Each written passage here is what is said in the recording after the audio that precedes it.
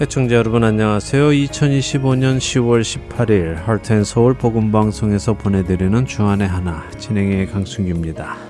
지난 한 주도 이 세상을 본받지 않고 마음을 새롭게 하여 하나님의 선하시고 기뻐하시고 온전하신 뜻을 따라 살아가신 여러분 되셨기를 소망합니다. 얼마 전 프랑스의 한 여성이 지난 몇 년 동안 사기꾼들에 의해서 90만 달러의 피해를 보았다는 기사가 있었습니다. 51세의 피해자 여성은 부유한 기업가의 아내였는데 2023년 2월 어느 날 자신의 인스타그램에서 한 여성의 문자를 받게 되었습니다. 그 문자를 보낸 여성은 자신을 미국의 유명 영화배우 브래드 피트라는 사람의 어머니라고 소개를 했다고 하네요. 브래드 피트라는 영화배우는 세계적으로 유명한 영화배우이고 그의 전처 역시 아주 유명한 영화배우이죠. 누구나 알만한 그런 유명 영화배우의 어머니가 이 피해 여성에게 메시지를 보내며 내 아들 브래드 피트에게는 당신과 같은 여성이 필요한데 참 안타깝다 하며 다가왔습니다. 브래드 피트의 어머니라고 주장하는 사람은 피해 여성에게 여러 가지를 묻고는 자신의 아들 브래드 피트에게 이야기를 하겠다고 했습니다. 그리고 며칠 후 정말 그 유명한 브래드 피트라는 영화 배우가 이 피해 여성에게 문자를 보내며 어머니로부터 당신에게 대해 많이 들었다 하며 자신을 소개했다고 합니다. 첫 찬양 함께 하신 후에 계속해서 말씀 나누겠습니다. 주의 음성을 내가 들으니 사랑하는 말일세 믿는 마음으로 주께 나를 영접하소서 내가 매일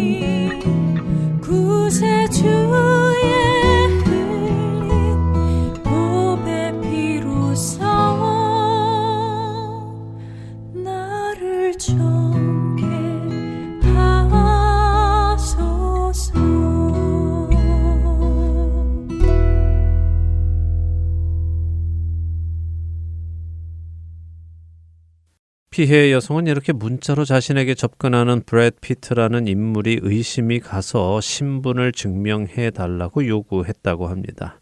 아무래도 그랬겠죠. 세계적으로 유명한 배우가 어느 날 갑자기 나에게 연락을 하며 다가온다면 우리는 누구나 이게 정말인지 확인할 것입니다. 그녀가 그렇게 신분을 요구하자 자신을 브래드 피트라고 주장하는 사람은 사진을 보내왔습니다. 그 사진은 기존에 존재하는 사진이 아니라 마치 집에서 개인적으로 혼자 찍은 사진들이었습니다. 피해 여성은 내 이름을 종이에 써서 들고 사진을 찍어 보라고 하는 식으로 상대가 정말 브래드 피트인지를 확인했습니다.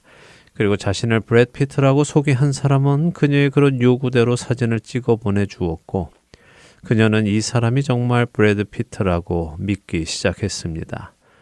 그리고 그녀는 브래드 피트와 그렇게 마음을 주고받기 시작했고 브래드 피트는 그녀에게 매일같이 시를 써서 보내주거나 사랑한다는 메시지를 자신의 사진과 함께 보내주었습니다. 이렇게 브래드 피트와 가까워진 이 여성은 자기 남편과 이혼을 하고 브래드 피트와의 핑크빛 삶을 꿈꾸기 시작했습니다. 자신을 브래드 피트라고 소개한 사람은 그때부터 이런저런 상황을 설명하며 피해 여성에게 돈을 보내달라고 요구하기 시작했습니다. 명품 선물을 보냈는데 관세 비용이 필요하니 돈을 보내달라고 하기도 하고 자신의 건강이 안 좋아져서 병원에 가봤더니 신장에 암이 생겨서 수술을 받아야 한다며 병원비를 요구하기도 했죠. 결국 그녀는 그렇게 브래드 피트라는 사람이 요구하는 대로 수개월에 걸쳐 돈을 보냈고 그 금액이 미국 돈으로 약 90만 달러나 되는 큰 액수였던 것입니다. 하지만 이 모든 일은 사기꾼들의 계략이었고 이들은 인공지능, 곧 AI를 사용하여 그녀가 요구하는 모든 사진들을 만들어내서 그녀에게 보내준 것입니다. 사랑한다는 메시지도 병원에 누워서 수술을 받는 사진도 모두가 다 AI가 만들어 준 것이었습니다.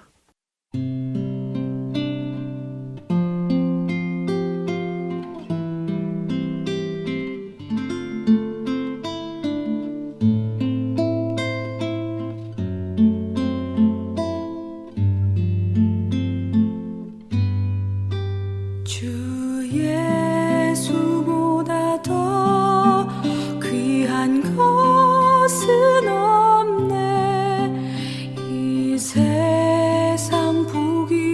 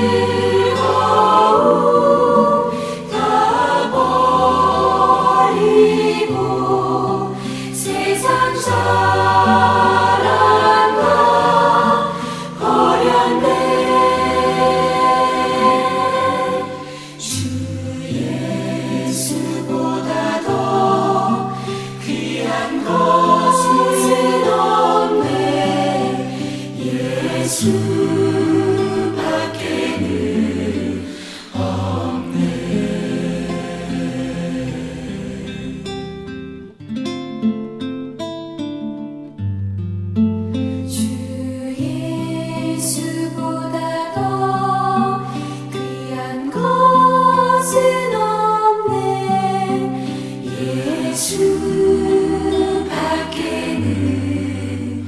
없네.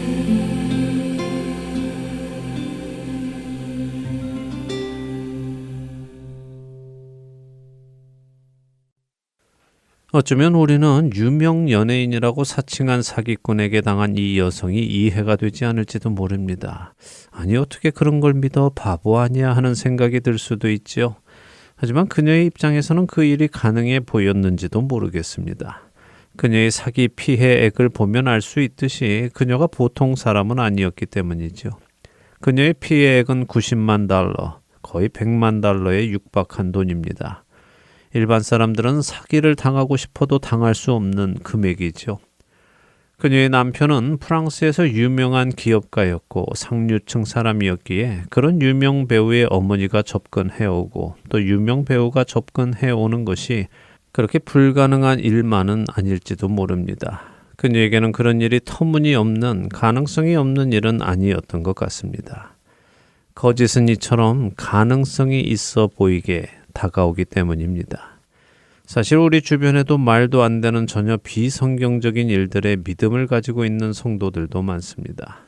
어쩌면 어떤 성도들은 아니 어떻게 그걸 믿어 하는 생각이 들 수도 있지만 그들은 나름 믿을만 해서 믿는 것이죠. 자신들의 상황에서 믿을 수밖에 없었기 때문에 믿게 되었다는 사람들도 적지 않습니다. 그렇게 많은 사람들이 하나님을 찾으면서도 예수님을 찾으면서도 그리고 성령님을 찾으면서도 이상한 이단에 빠지기도 하고 사람을 하나님이라고 믿기도 하고 또 사람을 예수님 혹은 성령님이라고 믿는 안타까운 모습도 보입니다. 그러나 이 모든 일은 하나님의 말씀인 성경의 말씀을 공부해서 자신의 삶의 기준이 되게 하지 못했기 때문에 일어나는 일이라고 저는 말씀드릴 수 있습니다.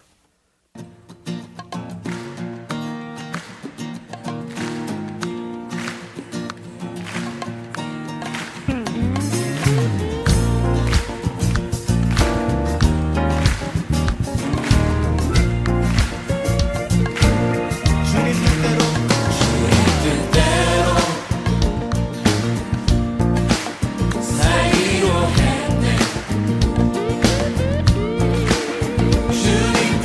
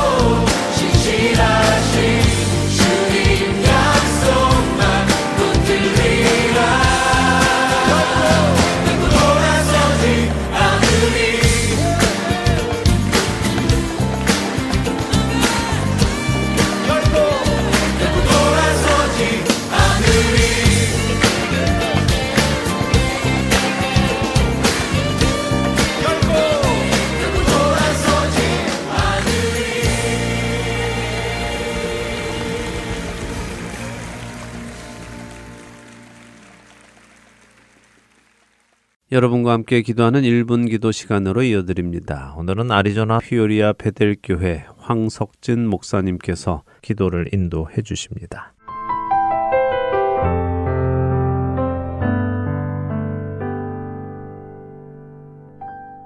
할텐서울 복음방송 1분 기도 시간입니다. 저는 피오리아 베델교회를 섬기고 있는 황석진 목사입니다. 오늘 함께 나눌 기도 제목은 지금 이 복음 방송을 제작하고 있는 할텐서울 복음 방송 선교회를 위해서 기도하기를 원합니다. 한국에 있을 때는 교회 한 번도 가보지 않던 사람이 미국에 와서 살면서는 교회에 자연스럽게 나가게 되고 예수를 믿고 구원의 길에 들어서고 또 믿음의 가족들로부터 많은 도움을 받게 됩니다. 저는 캘리포니아에서 오래 살다가 이제 아리조나로 온 지 2년째 되었습니다. 2000년 3월부터 처음 복음방송을 송출한 할텐서울 복음선교회를 보니까 성도님들을 위해서 하나님께서 주신 너무나도 귀한 선물이라는 생각이 듭니다. 믿지 않는 이들에게 복음을 전파하고 성도들의 영적 성장을 도우며 넓게는 영적 지도자 육성에 힘쓰고 예수님의 피 묻은 복음을 모든 민족에게 전하는 구심점을 이 방송국이 감당하고 있습니다. 캘리포니아는 한인 교회도 많고 한인들도 많아서 7, 8개의 기독교 방송국 및 라디오 방송국, 일반 라디오 방송에서도 저녁 시간에는 찬양과 말씀을 송출하는데 아리조나에는 유일하게 우리 복음선교회가 일당 100, 일당 1000의 사역을 주관하고 있습니다. 저도 온라인 방송을 자주 들으면서 영적으로 큰 힘과 위로를 얻고 있습니다. 예배를 준비해 본 사역자라든지 찬양을 인도해 본 사역자라면 찬양 선곡이나 예배 콘티, 구성을 준비하는 것이 절대로 쉽지 않다는 것을 잘 압니다.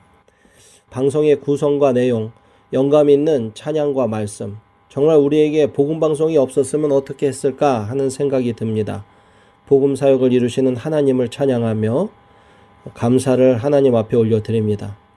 아리조나 교계를 위해서 우리 이민자들을 위해서 세계 선교를 이렇게 허락하신 우리 할텐서울 복음 선교회를 위해서 계속 기도해 주시기를 바랍니다. 이 시간 우리 함께 복음 선교회를 위해서 기도하겠습니다.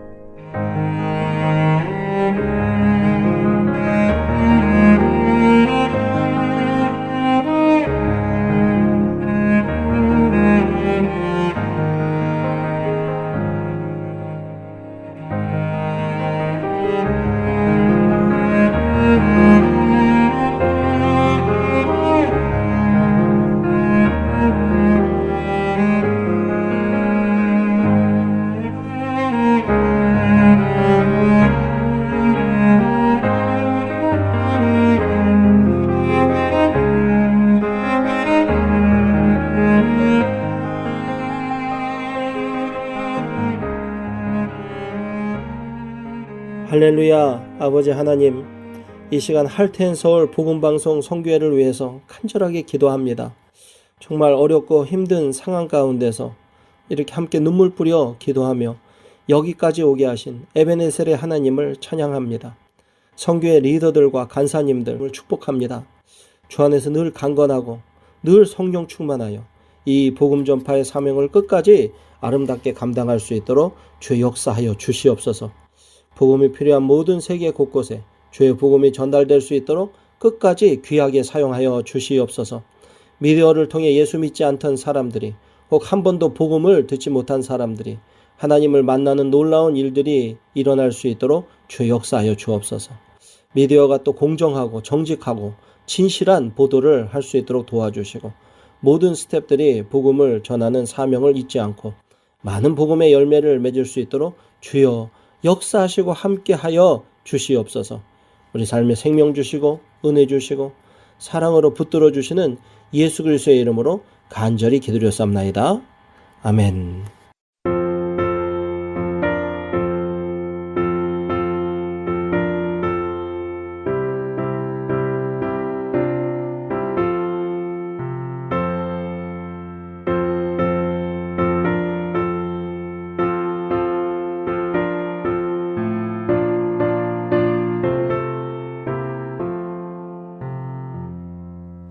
물 위에 생명줄 던지어라. 누가 저 형제를 구원하랴. 우리의 가까운 형제이니 이 생명줄 그 누가 던지려나. 생명줄 던져, 생명줄 던져, 물속에 빠져간다. 생명줄 던져, 생명줄 던져, 지금 곧 건지어라. 너 빨리 생명줄 던지어라. 형제여 너 어찌 지체하나. 보아라 저 형제 빠져간다. 이 구조선 타고서 속히 가라. 생명줄 던져, 생명줄 던져, 물속에 빠져간다. 생명줄 던져, 생명줄 던져, 지금 곧 건지어라.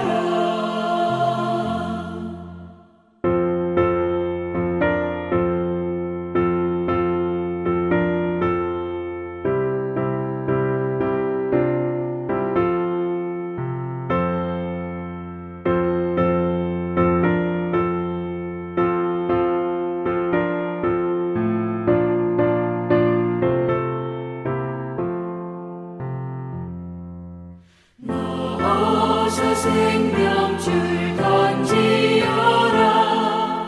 저 형제 지쳐서 허덕인다. 시험과 근심의 거센 풍파 저 형제를 휩쓸어 몰아간다. 생명줄 던져, 생명줄 던져, 물속에 빠져간다. 생명줄 던져, 생명줄 던져, 지금 곧 건지어라. 위험한 풍파가 곧 지나고 건너편 언덕에 이르리니 형제여 너 어찌 지체하나. 그 생명줄 던져서 구원하라. 생명줄 던져, 생명줄 던져, 물속에 빠져간다. 생명줄 던져, 생명줄 던져, 지금 곧 건지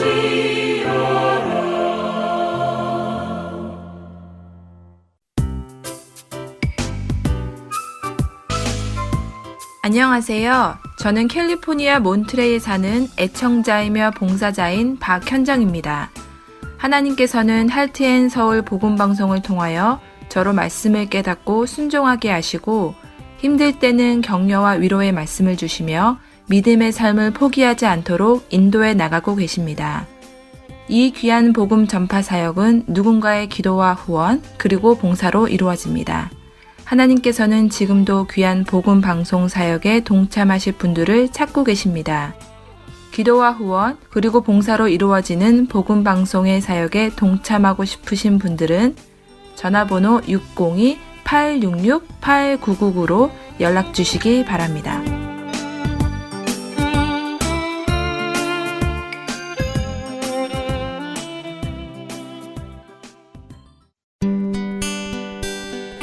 기쁜 소식 사랑으로 땅끝까지 전하는 아랜소.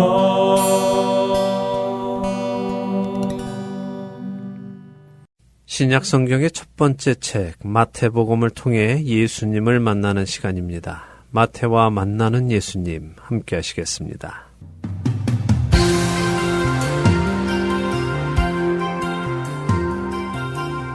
여러분 안녕하세요. 왕으로 오신 예수님을 배우는 시간입니다. 마태와 만나는 예수님 진행의 김명아입니다. 네, 여러분 안녕하세요. 강승규입니다.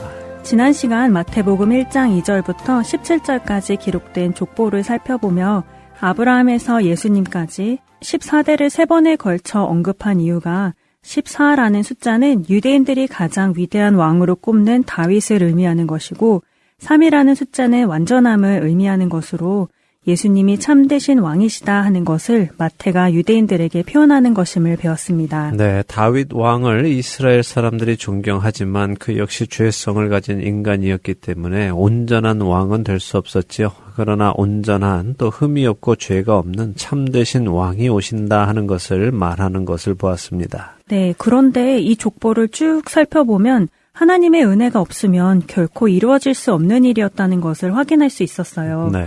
믿음의 조상들이라고 해서 그들이 정말 믿음을 잘 지키며 산 것이 아니라 옳지 않은 길을 선택하기도 하고 죄의 길을 선택하기도 하는 속에서도 신실하신 하나님께서 구원의 역사를 이루고 계시는 것을 보았습니다. 네, 그렇죠. 우리가 이 족보를 보면 구원이란 하나님이 시작하신 것이고 하나님이 마치신다는 것을 분명히 보게 됩니다. 그렇게 구원은 전적인 하나님의 은혜임을 볼 수밖에 없고요. 자, 이제 본격적으로 스토리를 좀 보도록 할까요? 네, 오늘부터 요셉과 마리아의 이야기를 보신다고 하셨어요. 네, 그렇습니다. 마태복음 1장 18절에서 25절까지 읽어보죠. 네, 마태복음 1장 18절에서 25절 한 절씩 읽겠습니다. 여러분들도 함께 성경을 펴서 읽으시면 좋겠습니다. 예수 그리스도의 나심은 이러하니라. 그의 어머니 마리아가 요셉과 약혼하고 동거하기 전에 성령으로 잉태된 것이 나타났더니 그의 남편 요셉은 의로운 사람이라 그를 드러내지 아니하고 가만히 끊고자 하여 이 일을 생각할 때에 주의 사자가 현몽하여 이르되 다윗의 자손 요셉아 내 아내 마리아 데려오기를 무서워하지 말라. 그에게 잉태된 자는 성령으로 된 것이라. 아들을 낳으리니 이름을 예수라 하라. 이는 그가 자기 백성을 그들의 죄에서 구원할 자이심이라 하니라. 이 모든 일이 된 것은 주께서 선지자로 하신 말씀을 이루려 하심이니 이르시되 보라 처녀가 잉태하여 아들을 낳을 것이요 그의 이름은 임마누엘이라 하리라 하셨으니 이를 번역한즉 하나님이 우리와 함께 계시다 함이라. 요셉이 잠에서 깨어 일어나 주의 사자의 분부대로 행하여 그의 아내를 데려왔으나 아들을 낳기까지 동침하지 아니하더니 나음의 이름을 예수라 하니라.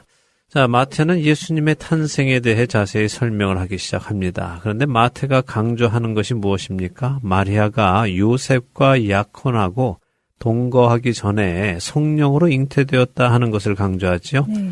그러니까 법적으로는 마리아와 요셉이 약혼을 했기에 예수님이 요셉의 가문에 들어가지만 요셉과 마리아가 부부의 관계를 맺어서 잉태된 것은 아니어서 요셉의 아들은 아니라는 것을 강조하고 있습니다. 그것을 18절에 한 번, 23절에 한 번, 또 25절에 한 번 이렇게 3번이나 강조하고 있죠. 그렇네요. 남편과의 관계로 잉태된 것이 아님을 3번이나 기록하네요. 네. 이것도 그럼 유대인의 문화에서 예수님의 잉태는 하나님의 능력으로 된 것이 분명하다라고 강조하고 계신 것으로 보면 되겠네요. 네, 맞습니다. 자, 그렇다면 그것이 왜 중요할까요? 왜 메시아이신 예수님이 부부 관계를 통해 잉태되지 않은 것이 중요할까요? 그것은 우리의 죄를 사해주기 위해 오시는 메시아가 남자의 후손으로 잉태가 되면 첫사람 아담의 죄를 안고 태어나기 때문에 메시아로의 자격이 되지 않기 때문 아닐까요? 그렇죠. 죄의 삭은 사망이고 의인은 없나니 하나도 없기에 사람이 자신의 죄에 대해 죄값을 치르기 위해서는 자신이 사망에 들어가는 것 외에는 방법이 없죠. 다른 죄인이 나의 죄값인 사망을 대신 가지고 갈 수 없잖아요. 네, 그렇죠. 그 사람도 자신의 죄값인 사망을 스스로 담당해야 하니까요. 맞습니다. 그렇기에 첫사람 아담의 후손으로 오는 모든 사람은 죄 속에서 태어나 죄 속에서 살다가 죄 속에서 죽어갔기 때문에 어느 누구도 다른 사람의 죄를 대신해서 죽어줄 수가 없는 것입니다. 바로 이 죄와 사망의 굴레를 깨기 위해서는 첫사람 아담이 아닌 전혀 다른 아담이 생겨나야 하는 것입니다. 첫사람 아담이 하나님의 방법으로 만들어진 것처럼 두 번째 아담 역시 하나님의 방법으로 만들어져야 하겠죠. 그래서 첫사람 아담에게서 태어난 사람들이 두 번째 아담으로부터 다시 태어남, 다시 말해 거듭나야 죄와 사망의 굴레에서 벗어나게 되는 것입니다. 바로 이 이유로 하나님께서는 이미 세상을 창조하시던 창세기 3장 15절에 여자의 후손이 망가진 하나님과 사람의 관계를 다시 회복시킬 것이다 라고 말씀해 주시는 것이죠. 정말 이거는 사람의 생각으로는 나올 수 없는 일인 것 같아요. 네. 오직 하나님의 지혜만이 이루실 수 있는 일이라 생각됩니다. 그렇죠. 우리 인간은 감히 상상조차 할 수 없는 하나님의 지혜입니다. 자, 그런데 문제가 있습니다. 말씀드린 것처럼 이것은 하나님의 지혜이지 사람의 지혜가 아닙니다. 그렇기에 사람은 이것을 이해하기가 힘들죠. 자, 우리가 상식적으로 어떤 젊은 자매가 있다고 생각해 보죠. 그 자매가 자신은 아직까지 남성과 잠자리를 하지 않았는데 임신을 했습니다라고 한다면 우리는 뭐라고 생각을 할까요? 말도 안 된다고 생각하겠죠. 네. 누군가와 잠자리를 했지만 거짓말을 하고 있다고 생각할 것 같은데요. 네, 그것이 당연한 반응이겠죠. 왜냐하면 세상에서는 그런 일이 절대로 가능하지 않으니까 말입니다. 자, 그런데 지금 마리아에게 임신한 정황이 나타났습니다. 요셉의 입장에서 우리가 한번 생각해 보죠. 분명 내 약혼녀가 나와 약혼을 했지만 아직 결혼은 하지 않았고 나는 그녀와 잠자리를 한 적이 없습니다.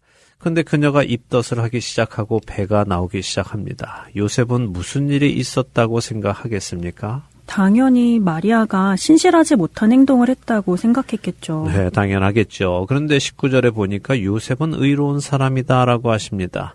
의로운 사람이라는 것은 무슨 의미일까요? 착한 사람이다, 거룩한 사람이다. 그런 의미 아닐까요? 네, 물론 그런 뜻입니다. 거룩한 사람, 흠이 없는 사람이죠. 근데 먼저 생각해야 할 것은요, 요셉이 의로운 사람, 곧 흠이 없는 사람이기 때문에 흠이 있는 여성과 결혼할 수 없다는 것입니다. 그렇군요. 그럼 지금 상황으로 봐서 마리아는 불의한 일을 한 게 분명하니까 의로운 요셉이 그녀와 결혼할 수 없는 것이군요. 그렇죠. 둘째로는 요셉이 의로운 사람, 흠이 없는 사람이기 때문에 당장 마리아에게 가서 이게 무슨 일이냐, 너 무슨 짓을 한 거야 하며 따져 묻지 않고 가만히 끊고자 했다는 것입니다. 여기 끊고자 했다 하는 말의 원어는요, 구속된 사람을 놓아주다 하는 표현입니다. 그렇다면 요셉은 마리아를 자신의 아내가 되는 의무에서 자유하게 해주려고 했다는 말이겠네요. 네. 정말 마음이 착한 사람 같아요. 대부분 배신감에 화가 나서 따지고라도 들 것 같은데요. 네, 그랬겠죠. 우리가 요셉의 성품을 볼 수 있는 장면입니다. 사실 겉으로 볼 때 마리아는 모세의 율법에 의하면 돌에 맞아 죽을 만한 죄를 저지른 것이죠. 하지만 의로운 요셉은 그렇게까지 하고 싶지는 않았던 것 같습니다. 마리아의 생명을 생각했던 것 같습니다. 그래서 어떻게 마리아와의 결혼을 드러내지 않고 조용히 파혼을 할 수 있을까 고민하고 있었던 것 같습니다. 그런데 별 뾰족한 법이 보이지는 않았을 것 같아요. 예, 그랬겠죠. 바로 그런 때에 주의 사자가 현몽했다라고 하시죠. 요셉의 꿈에 천사가 나타났다는 것입니다. 그리고는 요셉에게 지금 일어나고 있는 일에 대해 설명을 해 주시죠. 자, 그런데 천사가 요셉을 뭐라고 부릅니까? 다윗의 자손 요세바라고 부르네요. 네, 자, 왜 그렇게 불렀을까요? 그것은 지금부터 설명한 일을 이해하기 위해서는 요셉 스스로가 자신이 다윗의 자손임을 기억해야 하기 때문에 그의 정체성을 기억나게 해주는 것입니다. 하긴 우리가 알듯이 요셉은 목수였는데 자신이 이스라엘의 왕 다윗의 자손이라는 것을 그리 심각하게 생각하며 살지는 않았을 것 같아요. 네. 그래도 다윗의 가문이라는 것은 알고 있었겠지만요. 네, 그랬을 것입니다. 그래서 천사가 나타나서 요셉에게 하나님께서 약속하신 다윗의 후손으로 오는 메시아, 그 메시아가 바로 너 다윗의 자손의 집안인 너희 가문에 오시는데 하나님께서 여고냐 집안에는 왕이 나올 수 없다고 하셨기 때문에 여고냐의 후손인 너의 가문에 오시기는 하지만 이 가문의 피가 섞이지 않고 창세기에서 말씀하신 것처럼 여자의 후손으로 오셔야 하기 때문에 성령으로 내 아내에게 잉태된 것이다 라고 설명을 해 주시는 것입니다. 자, 그러니 너는 내 아내를 데리고 오는 것을 두려워하지 말아라. 그녀가 부정한 일을 한 것이 아니다. 너는 그녀를 데려다가 결혼의 의무를 다 해라 라고 설명해 주시는 것이죠. 그리고는 아들을 낳을 것과 그 아들의 이름까지 알려주시네요. 네, 그 이름을 예수라 하라고 하시죠.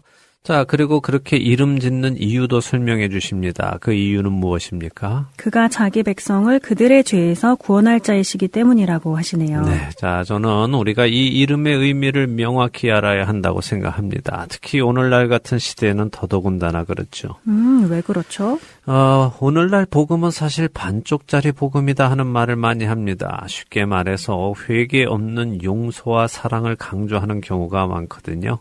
많은 경우 이 구절도 쉽게 이렇게 기억하는 경우가 많습니다. 그의 이름을 예수라 하라. 이는 그가 자기 백성을 구원할 자심이라 라고요. 오, 정말 그렇네요. 저도 그렇게 들었던 것 같아요. 아들의 이름을 예수라 하라. 이는 그가 자기 백성을 구원할 자이심이라 라고요. 네. 그런데 성경은 자기 백성을 그들의 죄에서 구원하실 분이라고 하시네요. 무엇으로부터의 구원인지가 굉장히 명확해요. 그렇습니다. 이 사실을 가볍게 넘어가다 보니 오늘날 크리스천 중에 자신의 죄 안에 여전히 거하면서 예수님이 자신을 구원해 주셨다고 생각하는 경우가 많은 것입니다. 그냥 나는 원래 살던 대로 계속 살아가고 그런 나를 예수님이 구원해서 천국에 데리고 가신다라고 생각하는 것이죠. 그러나 그것은 성경이 말씀하시는 구원이 아닙니다. 결국 성경은 예수님이 오신 이유가 자기 백성을 죄와 사망에서 구원하시기 위해서 오신 것을 말씀하고 계시고 그렇기에 하나님의 백성들은 죄와 사망에서 나오기 위해 예수님을 따라가야 하는데 그것을 생각하지 못하고 그냥 죄 속에서 살아가는 사람들이 있다는 말씀이네요. 네, 하나님은 우리를 우리의 죄에서 구원하시기 위해 예수님을 보내셨습니다. 그렇다면 우리 역시 동일한 목적을 가지고 예수님을 받아들여야 합니다. 나의 죄에서 구원받기 위해 예수님을 따라야 하는 것이죠. 근데 거기에 관심이 없고 자신의 기도 제목이나 들어달라고 하고 또 자신의 꿈을 이루어 달라고 한다면 그것은 목적과 동기가 잘못되어 있는 것입니다. 우리 각자가 자신의 신앙의 동기와 목적을 점검해 보아야겠어요. 그렇습니다. 자, 요셉의 꿈에 나타난 천사는 이 일이 이미 구약 성경에 하나님께서 선지자들을 통해 예언해 놓으신 일이다라고 설명을 해줍니다. 그리고 그 예언대로 일어나는 일이니 내 아내 데리고 오는 것을 두려워하지 말아라 하시는 것이죠. 그리고는 이사야서 7장 14절의 말씀을 인용하시는데요. 이사야서 7장 14절 한번 읽어주시죠. 네, 구약의 이사야서입니다. 7장 14절 읽어드리겠습니다. 그러므로 주께서 친히 징조를 너희에게 주실 것이라. 보라, 처녀가 잉태하여 아들을 낳을 것이요. 그의 이름을 임마누엘이라 하리라. 네, 자, 이사야서는 예수님이 오시기 700년 전에 쓰여진 글입니다. 하나님은 천지를 창조하실 때 이미 마지막 심판의 날까지 모두 계획하시고 그 뜻을 이루어 가시는 분이십니다. 이 모든 구원의 여정이 하나님 안에서 철저하게 이루어지고 있는 것이죠. 자, 처녀가 잉태하여 아들을 낳을 것이라고 하셨고 그의 이름이 임마누엘이다라고 하십니다. 그리고 그 임마누엘의 의미도 설명해 주시죠. 네, 하나님이 우리와 함께 계시다 하는 의미가 임마누엘의 의미라고 하시네요. 네, 하나님이 우리와 함께 계시다 하는 말에는 두 가지 의미가 담겨 있습니다. 첫째는 하나님께서는 구약의 말라기 선지자를 마지막으로 이스라엘 백성들에게 선지자를 보내어 말씀하지 않으셨습니다. 더 이상 대화가 없는 것이죠. 대화가 없다는 것은 무슨 의미이겠습니까? 관계가 단절되었다는 의미 아닐까요? 그렇죠. 그런데 임마누엘 하나님이 우리와 함께 하신다 하는 이름을 주시는 것은 아니다. 우리의 관계가 끊어진 것이 아니다. 내가 여전히 너희와 함께 있다라는 메시지를 주시는 것입니다. 두 번째로는 하나님께서 친히 육신을 입고 오셔서 우리 안에 거하신다는 것을 말씀하시는 것이죠.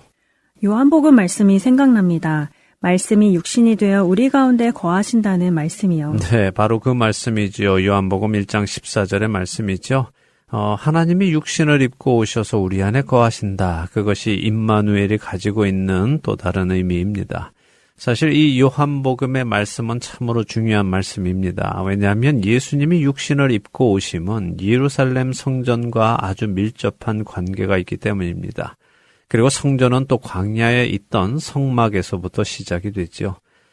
김명아 아나운서는 성막도 공부하셨고 요한복음도 공부하셔서 잘 아실 것 같은데요. 한번 답해 보시기 바랍니다. 하나님께서 광야에서 성막을 지으라고 하신 이유는 무엇입니까? 이스라엘 백성들을 출애굽시키신 후에 그들 안에 거하시기 위해서 지으라고 하셨죠. 네. 그리고 그렇게 하나님께서 이스라엘의 하나님이 되시고 이스라엘은 하나님을 중심에 모시고 살아가야 함을 말씀하시는 것이고요. 맞습니다. 택함 받은 이스라엘 백성들은 그렇게 하나님을 중심으로 살아가야 합니다. 그 후에 이스라엘 백성들이 가나안 땅에 들어갔고 솔로몬은 성막 대신에 성전을 짓지요. 표면적으로는 이스라엘 백성들이 하나님을 중심으로 살아가는 것 같았지만 그들은 계속해서 하나님을 떠나 우상을 섬겼습니다. 그렇기에 하나님의 영광이 예루살렘을 떠나가시죠. 네, 에스겔 10장에 하나님의 영광이 성전을 떠나고 예루살렘을 떠나시는 것이 기록되어 있어요. 네. 그리고 그 후에 예루살렘이 바벨론에 의해 완전히 멸망당하고요. 그리고 남유다 백성들은 바벨론의 포로로 끌려가서 70년을 살다가 다시 예루살렘에 돌아와서 성전을 재건합니다. 이것을 흔히 우리가 수룹바벨 성전이라고 부르죠. 그런데 에스겔 43장이나 스가랴 2장 같은 경우에 하나님의 영광이 다시 예루살렘에 돌아오실 것을 예언하십니다. 그런데 바벨론에서 돌아왔을 때, 다시 말해 수룹바벨 성전을 재건했을 때 하나님의 영광이 그 성전에 돌아오셨나요? 성경에는 그런 기록은 없습니다. 더군다나 우리가 기억해야 하는 것이 있는데 성전 중에도 하나님의 영광은 어디에 임하시느냐 하는 것입니다. 하나님의 영광은 성전의 가장 거룩한 장소인 지성소, 그리고 그 지성소 안에 있던 언약궤 위에 임하셨죠. 네. 하지만 바벨론 침공 때에 언약궤는 사라졌으니까 하나님의 영광이 임하실 장소도 사라진 것이죠. 맞습니다. 참으로 희한한 것은 바벨론에서 돌아온 사람들이 성전을 재건하고도 지성소에 언약궤가 없는데도 불구하고 계속해서 제사를 지냈다는 것입니다. 어느 누구도 언약궤가 없는데 대속죄일에 어디에 피를 뿌려서 우리의 죄를 사함받습니까? 하고 묻는 사람이 없었지요. 성전은 다시 지어지고 사람들이 다시 제사를 지내기 시작했지만 하나님의 영광은 그곳에 돌아오지 않으셨습니다. 하나님의 영광이 그 장소에 계시지 않기 때문에 훗날 헬라의 에피파네스 같은 사람이 그 성전 안에 들어가서 돼지 피를 뿌리고 제우스 상을 세워도 목숨이 멀쩡했던 것이고요. 그렇죠. 원래 성소 안에는 죄인들이 들어갈 수 없고 심지어 대제사장마저도 자신의 죄를 위해 제사를 드리지 않으면 성전에 들어갔다가 하나님께 죽임을 당할 수 있는 곳인데 그렇게 이방의 왕이 자기 멋대로 들어와서 그런 부정한 일을 해도 죽임당하지 않은 것은 하나님의 영광이 그곳에 계시지 않으셨다는 증거이죠. 네, 스룹바벨 성전에는 하나님의 영광이 다시 돌아오지 않으셨습니다. 그런데 하나님의 영광이 다시 돌아오셨습니다. 언제입니까? 바로 예수님이십니다. 하나님의 영광 그 자체이신 그분이 이 땅에 오신 것이죠. 하나님의 영광이 임하는 언약궤 안에는 무엇이 담겨 있었습니까? 하나님의 말씀인 십계명 돌판과 광야에서 내린 만나, 그리고 하나님께서 택하신 제사장이라는 의미의 아론의 쌍난 지팡이가 들어가 있었어요. 네. 그리고 그것이 바로 예수님을 의미하는 것이고요. 맞습니다. 하나님의 말씀이신 예수님, 또 하늘에서 오신 참된 떡이신 예수님, 하나님이 택하신 참된 대제사장이신 예수님이 바로 언약궤이시고 그분 위에 하나님의 영광이 임하시는 것입니다.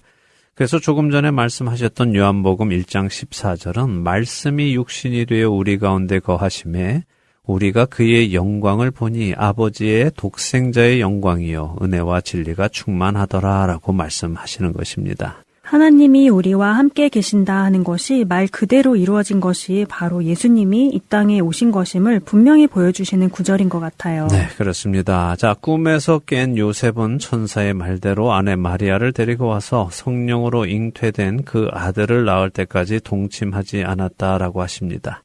그리고 천사의 말대로 그 아들이 태어났을 때의 이름을 예수라고 지었다고 하시면서 마태복음 1장은 마칩니다.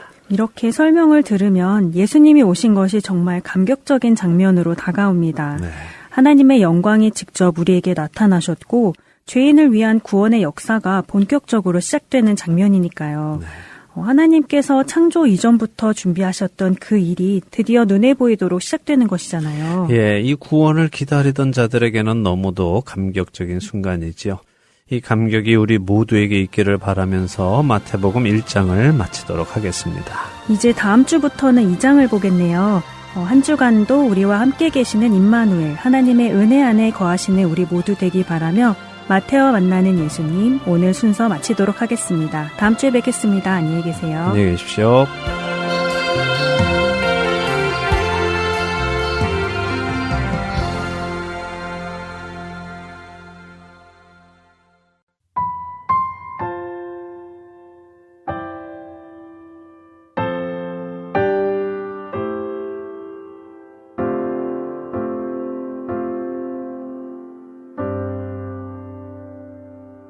나의 만족과 유익을 위해 가지려 했던 세상 일들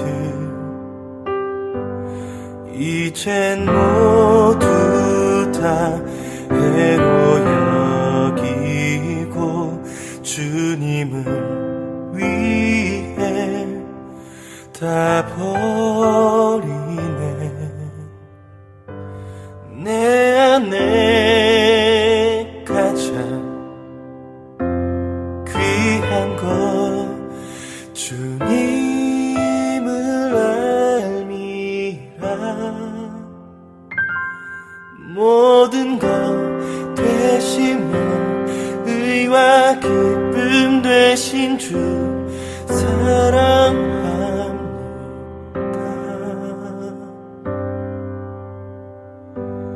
부활의 능력 체험하면서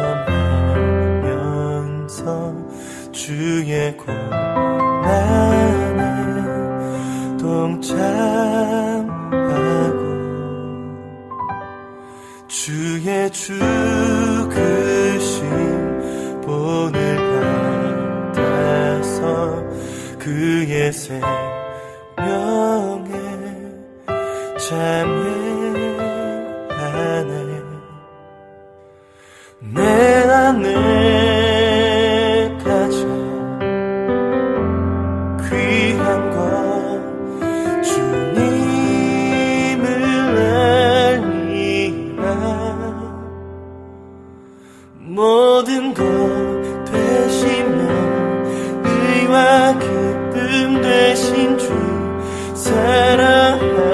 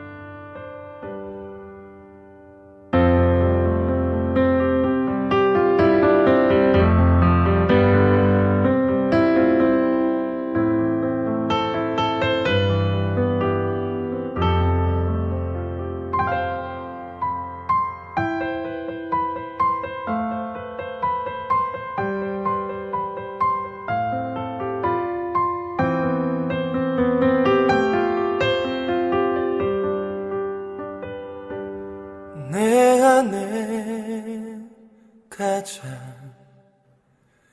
귀한 것 주님을 알미라. 모든 것 되시며 의와 기쁨 되신 주, 모든 것 되시며 의와 기쁨 되신 주, 모든 것 되시며 의와 기쁨 되신 주, 모든 것 되시며 의와 기쁨 되신 주 사랑합니다.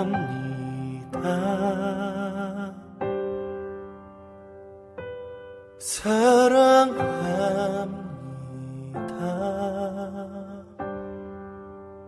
나의 주.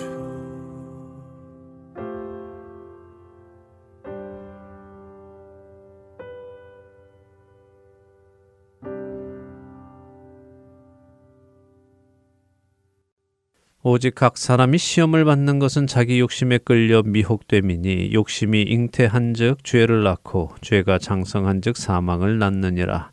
내 사랑하는 형제들아 속지 말라. 야고보서 1장 14절에서 16절의 말씀입니다. 각 사람이 시험을 받는다라고 할 때 시험이라는 단어는 페일라조라는 헬라어인데 이 단어는 문맥에 따라 시험, 곧 실력 확인을 위한 테스트라고 번역할 수도 있고 미혹 혹은 유혹이라고 번역할 수도 있는 단어입니다. 여기 야고보서 1장에서는 사실 시험이라고 번역하기보다는 유혹이라고 번역하는 것이 문맥의 의미를 더 잘 전달해 줍니다.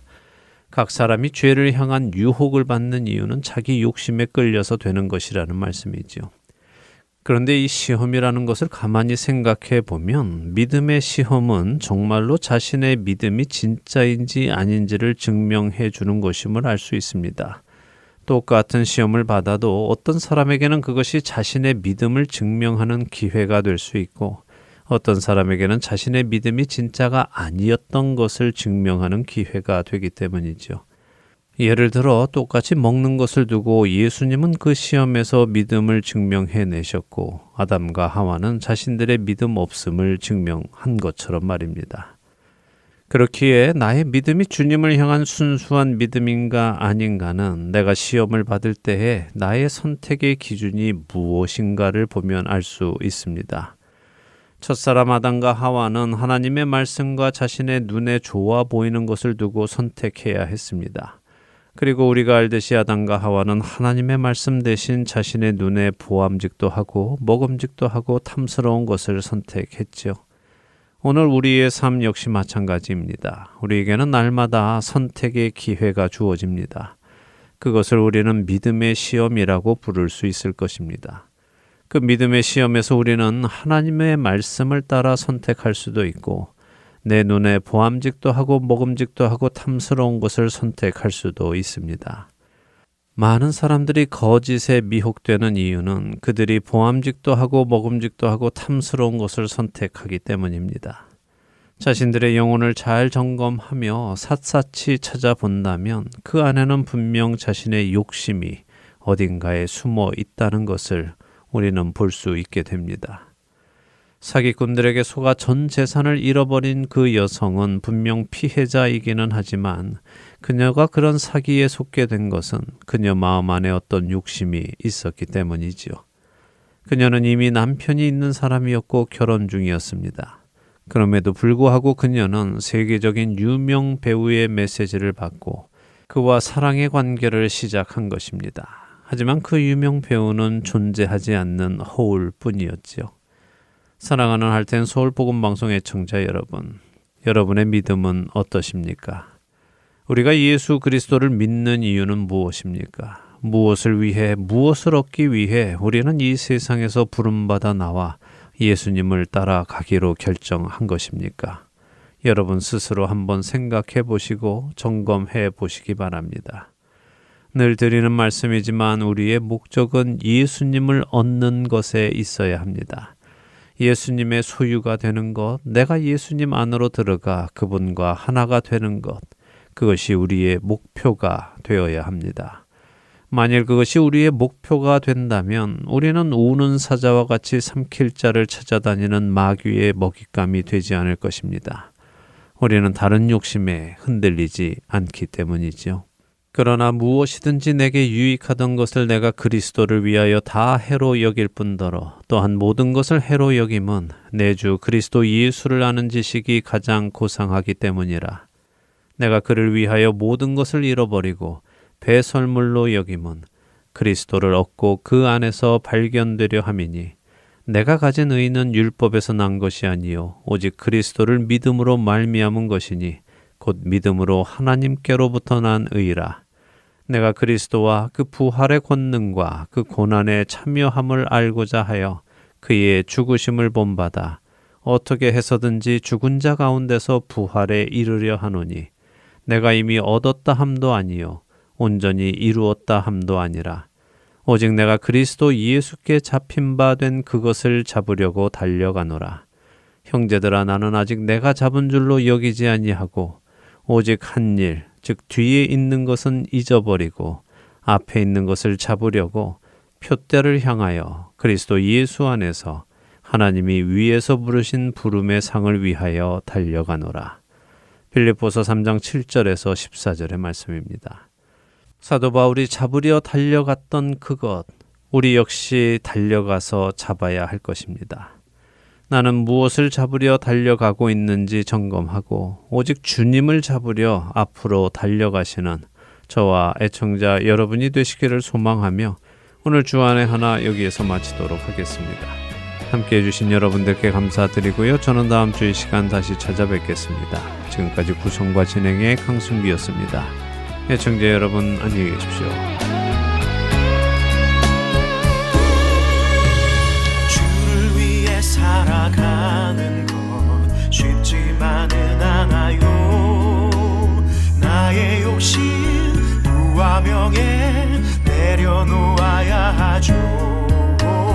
하지만 걱정하지 마요.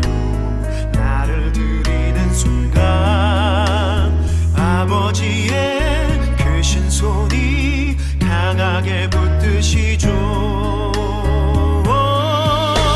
수많은 믿음의 선배들 주를 위해 살았죠. 죽으면 죽으리라. 아버지의 기쁨의 눈물 보며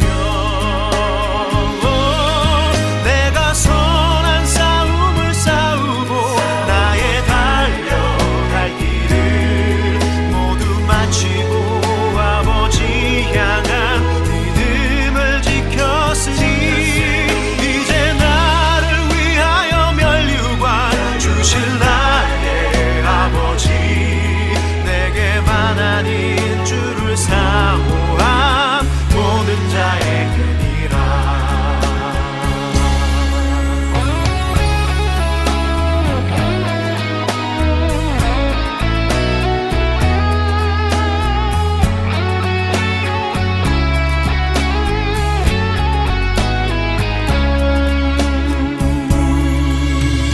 하지만 걱정하지 마요. 나를 드리는 순간 아버지의 크신 손이 강하게 붙드시죠. 수많은 믿음의 선배들 주를 위해 살았죠. 죽으면 죽으리라. 아버지의 기쁨의 눈물 보며 내가 선한 싸움을 싸우고 나의 달려갈 길을 모두 마치고 아버지 향한 믿음을 지켰으니 이제 나를 위하여 면류관 주실 나의 아버지 내게만 아닌 주를 사모한 모든 자에게니라. 보좌 앞에 앉은 나 기쁨의 눈물 흐르죠. 내 눈물 닦아주시는 주님